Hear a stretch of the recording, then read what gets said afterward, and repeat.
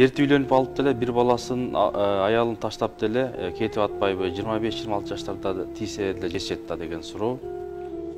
Жок, мындай да. Туура мугалим күнөөсү жок дейт. Мындай да, мынагу урматтуулар, көчөттү өз убагында өткөрүш керек.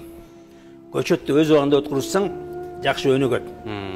Анан кийин сен жайында отургусаң, курап калат. Кемирейип. Ол курап калат, эч нерсе бербейт. Тамырлабайт да.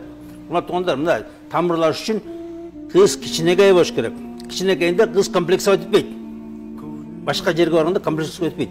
А жанагы чоңоюп алган кыз 20-дан кийин ашкан кыз, ал комплексовать этет, ал жашай албайт ал жерден. Бир кичинекей уруш койсо кетип калат. Ал көнө албайт.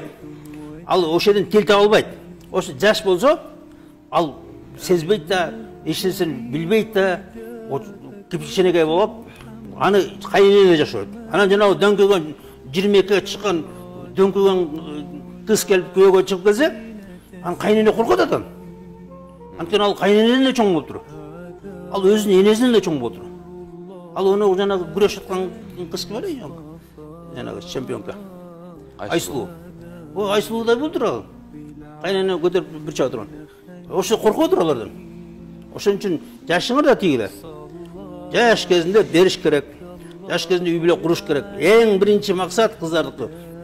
Күйөө, урматтуулар. Күйөө, ошо күйөөгө чыгып алгыла, ошо күйөөгө жабышкыла, ошон менен бакыт тауып кеткиле.